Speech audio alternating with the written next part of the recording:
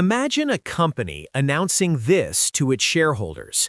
We've decided that the single most important factor in our long-term survival is not revenue growth, not market expansion, not even operating margins, but how much of our incoming cash we choose not to spend. There would be no applause. There would be questions, and those questions would be reasonable. In corporate finance, cash retention is not celebrated by default, it is evaluated. Analysts ask what that cash does to flexibility, to optionality, to downside protection. They ask whether the company is stockpiling cash because it has discipline or because it lacks deployable opportunities. They ask whether the retained capital improves resilience or quietly signals stagnation. Now translate that logic from a corporate balance sheet to a personal one. Savings rate is often treated as a moral metric. Higher is good, lower is bad. It becomes a proxy for discipline, intelligence, even virtue. But from a financial systems perspective, savings rate is not a personality trait. It is a capital allocation decision with trade-offs, constraints, and second-order consequences. At its core, a savings rate is simply the proportion of incoming cash that is not consumed today. That's it. Everything else we attach to it, security, freedom, responsibility, is narrative layered on top. The mistake is assuming the narrative replaces the analysis. From an analytical standpoint, savings rate determines three things before it determines anything else: liquidity, exposure to timing risk, and the range of decisions available under stress. Those three factors interact with human behavior in ways that are rarely discussed but frequently felt. Consider liquidity first. Saving more increases stored capital, but it also concentrates resources into specific vehicles: cash accounts, retirement plans, illiquid assets. Liquidity is not about how much you have, it's about how quickly and predictably you can access it without penalty. Two people with identical net worth and identical savings rates can have radically different risk profiles depending on where those savings reside. Opportunity cost enters immediately. Capital not consumed is capital not deployed elsewhere. That deployment could be investment, skill acquisition, business formation, geographic mobility, or risk reduction through diversification. A higher savings rate improves future optionality if it does not quietly destroy present flexibility. There is also a behavioral layer that balance sheets don't show cleanly. High savings rates can reduce financial stress. That is real.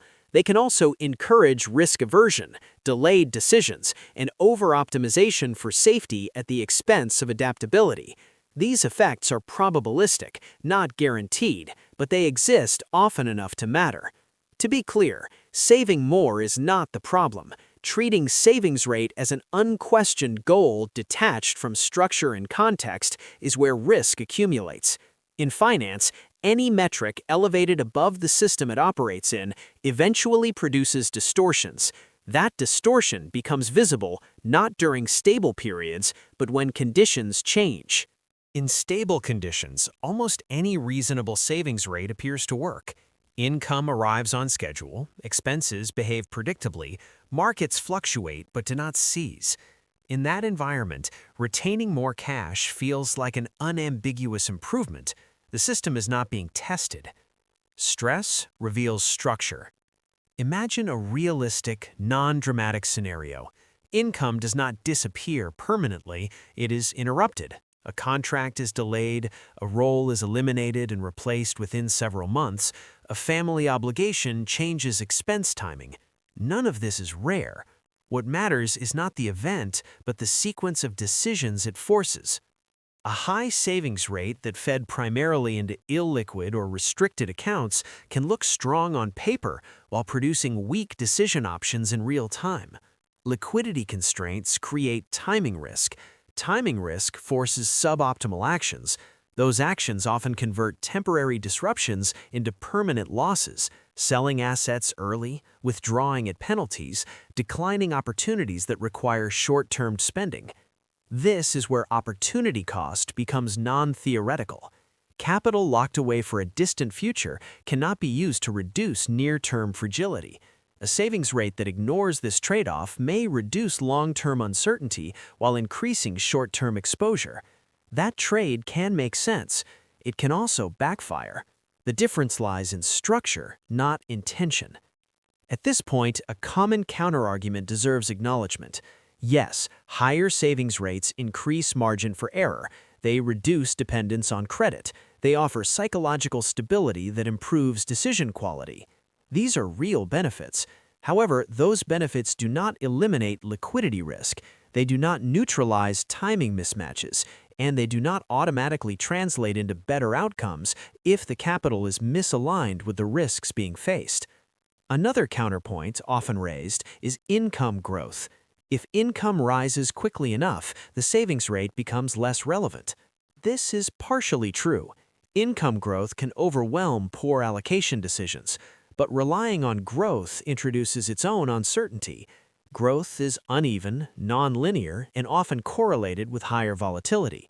Treating growth as a substitute for structure shifts risk rather than removing it. What tends to be overlooked is that savings rate does not operate in isolation. It interacts with expense rigidity, income variability, and personal risk tolerance. A 40% savings rate with flexible expenses and diversified liquidity is fundamentally different from a 40% savings rate paired with fixed obligations and restricted access. Human behavior amplifies these differences. People rarely respond to financial pressure with neutral optimization. Under stress, time horizons shrink, risk perception distorts, decisions prioritize immediacy over efficiency. Systems that look optimal under calm assumptions can degrade rapidly when behavioral responses are introduced. This is why focusing exclusively on the percentage saved can be misleading. Percentages hide composition, they hide constraints, they hide the pathways through which money must travel before it can be used. From a systems perspective, the question is not how much is being saved, but what problems does this saving structure solve and which ones does it create? That question leads naturally into second-order effects. High savings rates can influence career decisions, geographic choices, and tolerance for volatility. They can increase resilience by reducing dependency, but they can also reduce adaptability by discouraging movement and experimentation. Neither outcome is guaranteed. Both are plausible. The balance depends on how savings interacts with the rest of the system. This is where the discussion shifts from moral framing to balance sheet logic. The celebrated behavior is not wrong, it is incomplete. When analysts evaluate a firm with a high cash retention policy, they do not stop at the headline number. They examine capital velocity. How quickly can retained earnings be converted into productive use? What frictions exist? What incentives does management face once cash accumulates? The same questions apply here. A consistently high savings rate alters behavior upstream. Consumption becomes more deliberate. Risk exposure narrows. Optionality increases in some directions and contracts in others. Over time, these shifts compound. The second-order effects are subtle, but they matter. One effect is decision delay. When preservation becomes the dominant objective, actions that require upfront cost, relocation, retraining, business formation, face a higher internal hurdle. This does not mean they are rejected, it means the threshold rises. The opportunity cost is not visible in a bank balance, but it exists in foregone paths. Another effect is concentration risk. Savings often flow toward instruments perceived as safe: employer-sponsored retirement plans, real estate equity, long-duration investments. Safety is not a property of the asset alone, it is a function of time horizon and access. Assets optimized for distant outcomes can increase near-term vulnerability if they become the primary repository of surplus capital. At the same time, low savings rates carry their own risks: reduced buffer, higher sensitivity to income disruption, and increased reliance on external financing. These are not moral failures, they are structural exposures. The mistake is assuming that moving the savings rate upward monotonically reduces all categories of risk. This is where a balanced view becomes necessary. There are conditions under which a high savings rate materially improves outcomes. Variable income streams benefit from larger buffers. Cyclical industries reward capital patience. Households with flexible expense structures can tolerate higher allocation to illiquid growth assets without compromising resilience. In these contexts, savings rate acts as a stabilizer. There are also conditions where it quietly increases fragility. Highly specialized careers with location dependence, fixed obligations that cannot compress under stress, early-stage professionals whose highest return investment is skill acquisition rather than capital accumulation. In these cases, excessive retention can crowd out higher return uses of capital. Notice what is being critiqued here: not saving, not discipline, not restraint. The critique is of blind optimization toward a single metric without evaluating the system it sits inside. A useful way to think about savings rate is as a control knob, not a target. Turning it changes system behavior. Past a certain point, marginal benefits decline while hidden costs increase. That inflection point is not universal. It depends on income stability, access to credit, expense flexibility, and personal risk tolerance. This framing also explains why debates about ideal savings rates are unproductive. Without specifying structure, they are incomplete. Two individuals can follow identical percentages and experience opposite outcomes.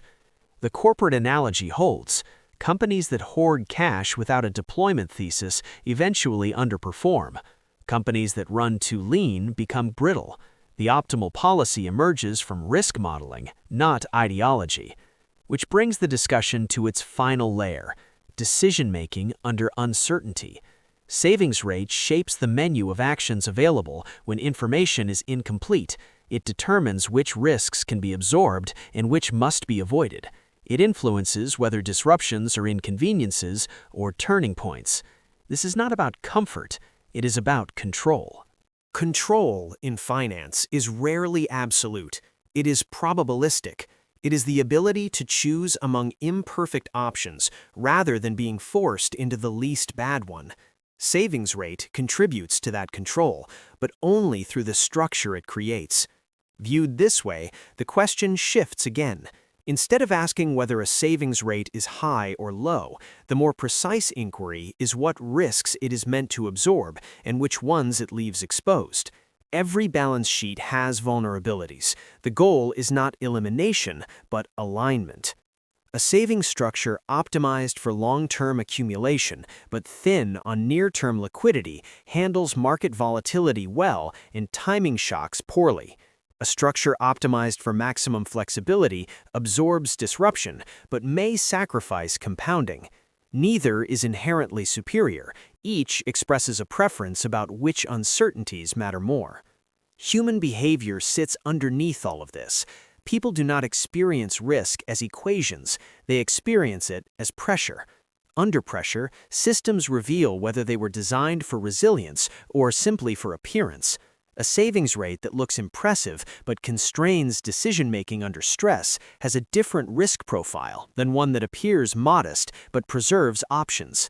This is why socially celebrated financial behaviors deserve balance sheet scrutiny. Celebration often freezes assumptions in place. Analysis keeps them adjustable. The objective is not to defend or reject the decision, but to understand its mechanics. From that perspective, savings rate is less about virtue and more about architecture. It influences liquidity, opportunity cost, adaptability, and exposure to second-order effects. It interacts with income volatility, expense rigidity, and personal risk tolerance. Its impact emerges over time, especially when conditions change. There are situations where emphasizing savings meaningfully reduces risk. There are situations where it quietly reallocates risk rather than removing it. Both outcomes are plausible. Neither is guaranteed. The difference lies in structure, not slogans. A useful lens, then, is to evaluate savings rate the way an analyst evaluates retained earnings. What decisions does this enable? What decisions does it delay or prevent? How does it behave under stress? And what assumptions must remain true for it to perform as expected? Seen through that lens, savings rate does not determine everything in isolation. It determines how the system responds when something else changes, which, over a long enough timeline, it usually does. That lens avoids prescriptions and replaces them with evaluation. It does not ask for a number, it asks for coherence. Coherence between time horizons, coherence between liquidity and obligations, coherence between human behavior and financial design.